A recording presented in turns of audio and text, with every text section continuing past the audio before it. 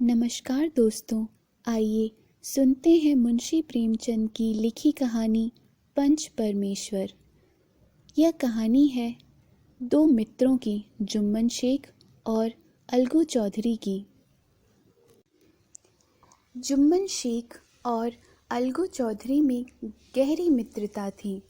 साझे में खेती होती थी, कुछ लेन देन में भी साझा था। एक को दूसरे पर अटल विश्वास था।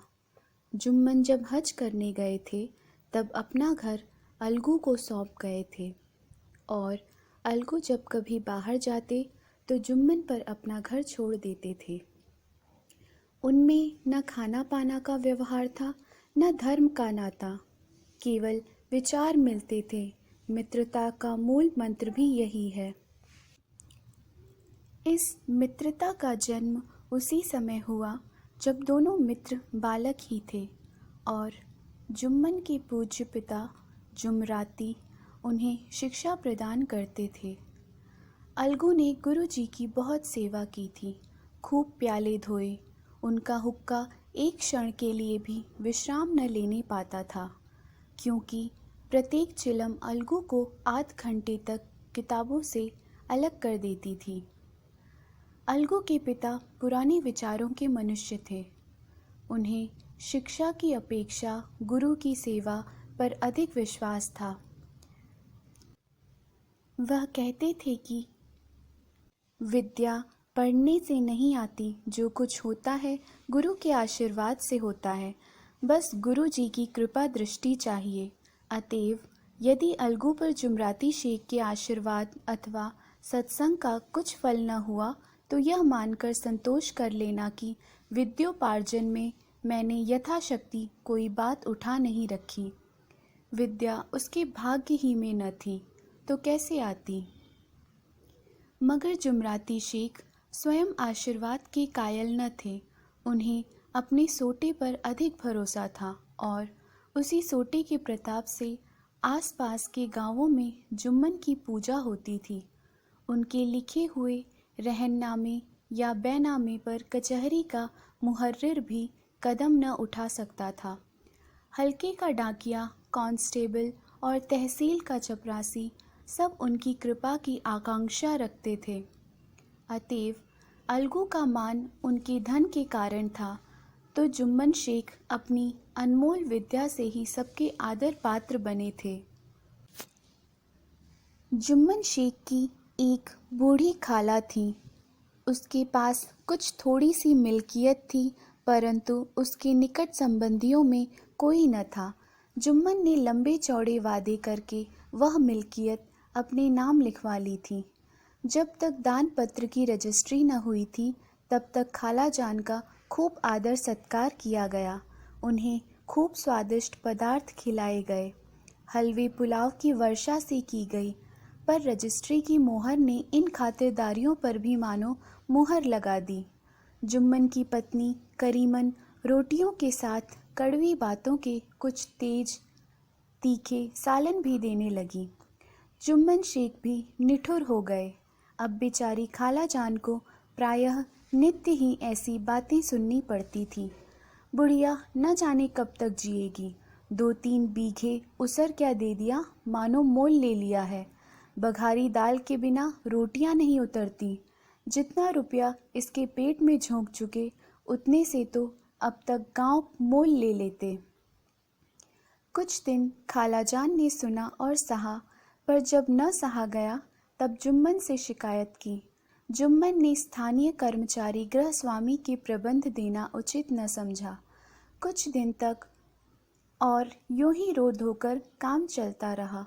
अंत में एक दिन खाला ने जुम्मन से कहा, बेटा, तुम्हारे साथ मेरा निर्वाह न होगा। तुम मुझे रुपए दे दिया करो, मैं अपना पका खा लूँगी। जुम्मन ने घृष्टता के साथ उत्तर दिया, रुपए क्या यहाँ फलते हैं? खाला ने नम्रता से कहा, मुझे कुछ रूखा सूखा चाहिए भी कि नहीं? जुम्मन ने गंभीर स्वर से जवाब दिया, तो कोई यह थोड़े ही समझा था कि तू मौत से लड़कर आई हो। खाला बिगड़ गईं। उन्होंने पंचायत करने की धमकी दी।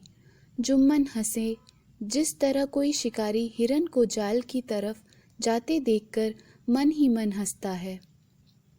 वह बोले, हाँ, ज़रूर पंचायत करो, फैसला हो जाए। मुझे भी यह रात दिन की खटखट पसंद नहीं। पंचायत में किसकी जीत होगी, इस विषय में जुम्मन को कुछ भी संदेह न था। आसपास के गांवों में ऐसा कौन था उसके अनुग्रहों का ऋणी न हो? ऐसा कौन था जो उसको शत्रु बनाने का साहस कर सके? किसमें इतना बल था जो उसका सामना कर सके? आसमान के फरिश्ते तो पंचायत करने आवेंगे ही नहीं। इसके बाद कई दिन तक बूढ़ी खाला हाथ में एक लकड़ी लिए आसपास के गांवों में दौड़ती रही। कमर झुककर कमान हो गई थी। एक एक पग चलना दूभर था, मगर बात आ पड़ी थी, उसका निर्णय करना जरूरी था।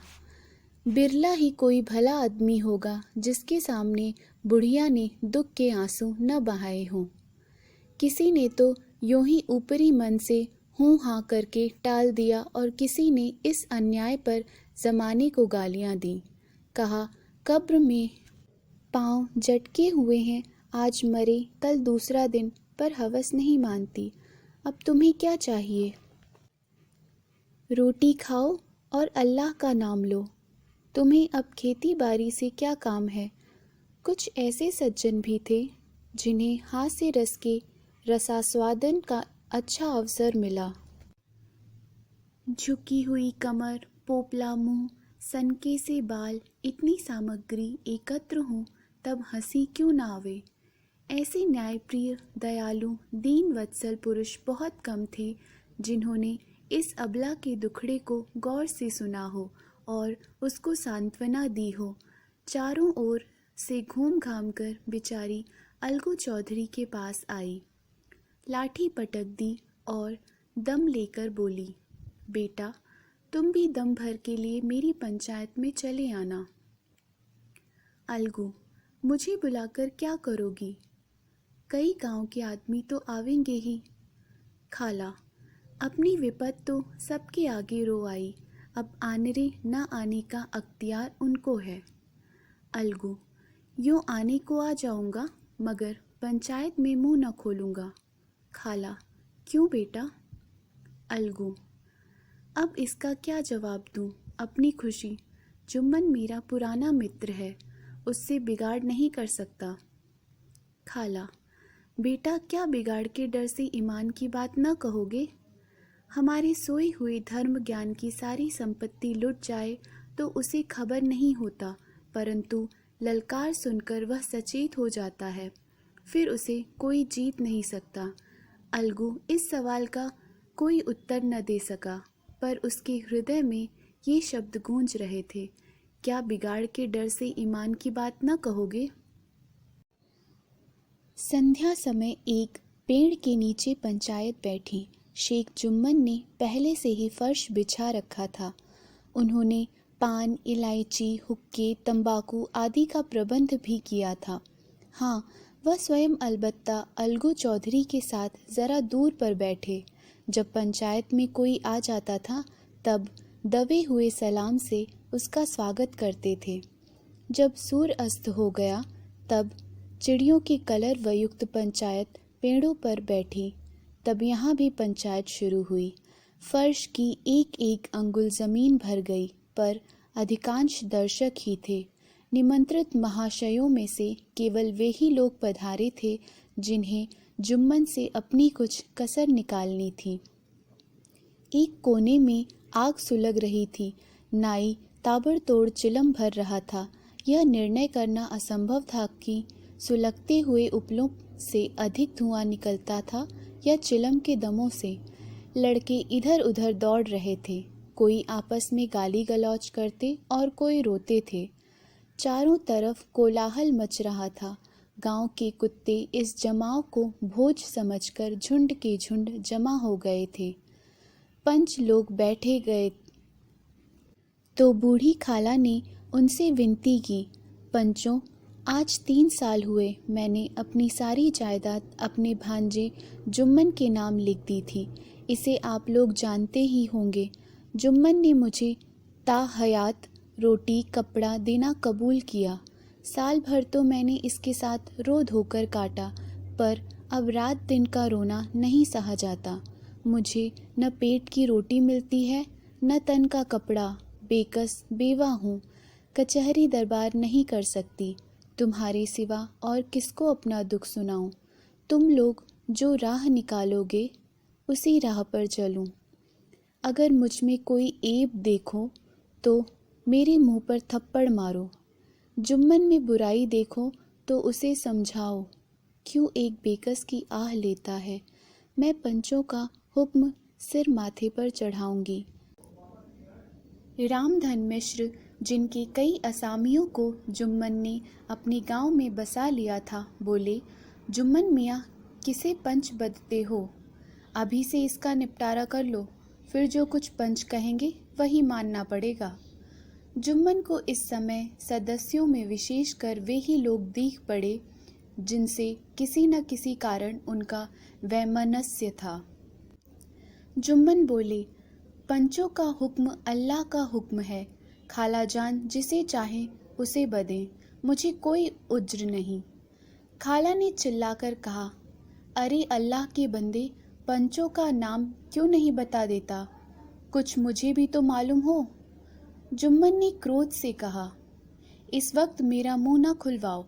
तुम्हारी बन पड़ी है, जिसे चाहो पंच बदो। खाला जान जुम्मन के आक्षेप को समझ गई। वह बोली, बेटा, खुदा से डरो। पंच न किसी के दोस्त होते हैं, न किसी के दुश्मन। कैसी बात कहते हो? और तुम्हारा किसी पर विश्वास न हो तो जाने दो। अलगू चौधरी को तो मानते हो? लो, मैं उन्हीं को सरपंच बदती हूँ। जुम्मन शेख आनंद से फूल उठे, परंतु भावों को छिपाकर बोले, अलगू ही सही, मेरे लिए जैसे रामधन वैसे अलगू। अलगू इस झमेले में फंसना नहीं चाहते थे। वे कन्नी काटने लगे। बोले, खाला, तुम जानती हो कि मेरी जुम्मन से गाढ़ी दोस्ती है। खाला ने गंभीर स्वर में कहा, बेटा, दोस्ती के लिए कोई अपना ईमान नहीं बेचता। पंच के दिल में खुदा बसता है। पंचों के मुंह से जो बात निकलती है वह खुदा की तरफ से निकलती है। अलगू चौधरी सरपंच हुए। रामधन मिश्र और जुम्मन के दूसरे विरोधियों ने बुढ़िया को मन में बहुत कोसा। अलगू चौधरी बोले, शेख जुम्मन, हम और तुम पुराने दोस्त हैं। जब काम पड़ा तुमने हमारी मदद की है और हम भी जो कुछ बन पड़ा तुम्हारी सेवा करते रहे हैं। मगर इस समय तुम और बूढ़ी खाला दोनों हमारी निगाह में बराबर हो। तुमको पंचों से जो कुछ अर्ज करनी हो करो। जुम्मन को पूरा विश्वास था कि अब बाजी मेरी है। अलगू यह सब दिखावे की बातें कर रहा है, अतएव शांत चित्त होकर बोले, पंचों, 3 साल हुए खाला जान ने अपनी जायदाद मेरे नाम हिब्बा कर दी थी। मैंने उन्हें ताहयात खाना कपड़ा देना कबूल किया था। खुदा गवाह है, आज तक मैंने खाला जान को कोई तकलीफ नहीं दी। मैं उन्हें अपनी माँ के समान समझता हूँ। उनकी खिदमत करना मेरा फ़र्ज़ है। मगर औरतों में ज़रा अनबन रहती है, उसमें मेरा क्या बस है। खाला जान मुझसे माहवार खर्च अलग मांगती हैं। जायदाद जितनी है वह पंचों से छिपी नहीं। इससे इतना मुनाफा नहीं होता कि माहवार खर्च दे सकूं। इसके अलावा हिब्बानामे में माहवार खर्च का कोई जिक्र नहीं तो मैं भूल कर भी इस झमेले में न पड़ता। बस मुझे यही कहना है, आइंदा पंचों का अख्तियार है, जो फैसला चाहें करें। अलगू चौधरी को हमेशा कचहरी से काम पड़ता था, अतएव वह पूरा कानूनी आदमी था। उसने जुम्मन से जिरह शुरू की। एक एक प्रश्न जुम्मन के हृदय पर हथौड़ी की चोट की तरह पड़ता था। रामधन मिश्र इस प्रश्नों पर मुग्ध हुए जाते थे। जुम्मन चकित था कि अलगू को क्या हो गया। अभी यह अलगू मेरे साथ बैठा हुआ कैसी कैसी बातें कर रहा था, इतनी ही देर में ऐसी काया पलट हो गई कि मेरी जड़ खोदने पर तुला हुआ है। ना मालूम कब की कसर यह निकाल रहा है। क्या इतने दिनों की दोस्ती कुछ भी काम न आवेगी? जुम्मन शेख तो इसी संकल्प विकल्प में पड़े हुए थे कि इतने में अलगू ने फैसला सुनाया। जुम्मन शेख, पंचों ने इस मामले पर विचार किया। उन्हें यह नीति संगत मालूम होता है कि खाला जान को माहवार खर्च दिया जाए। हमारा विचार है कि खाला की जायदाद से इतना मुनाफा अवश्य होता है कि माहवार खर्च दिया जा सके। बस यही हमारा फैसला है। अगर जुम्मन को खर्च देना मंजूर न हो तो हिब्बानामा रद्द समझा जाए। यह फैसला सुनते ही जुम्मन सन्नाटे में आ गए। जो अपना मित्र हो वह शत्रु का व्यवहार करे और गले पर छुरी फेरे, इसे समय के हेर फेर के सिवा और क्या कहें। जिस पर पूरा भरोसा था उसने समय पड़ने पर धोखा दिया। ऐसे ही अवसरों पर झूठे सच्चे मित्रों की परीक्षा की जाती है। यही कलयुग की दोस्ती है। अगर लोग ऐसे कपटी धोखेबाज न होते तो देश में आपत्तियों का प्रकोप क्यों होता। यह हैजा प्लेग आदि व्याधियां दुष्कर्मों के ही दंड हैं। मगर रामधन मिश्र और अन्य पंच अलगू चौधरी की इस नीति परायणता को प्रशंसा जी खोलकर कर रहे थे। वे कहते थे, इसका नाम पंचायत है। दूध का दूध और पानी का पानी कर दिया। दोस्ती दोस्ती की जगह है, किंतु धर्म का पालन करना मुख्य है। ऐसे ही सत्यवादियों के बल पर पृथ्वी ठहरी है, नहीं तो वह कब की रसातल को चली जाती।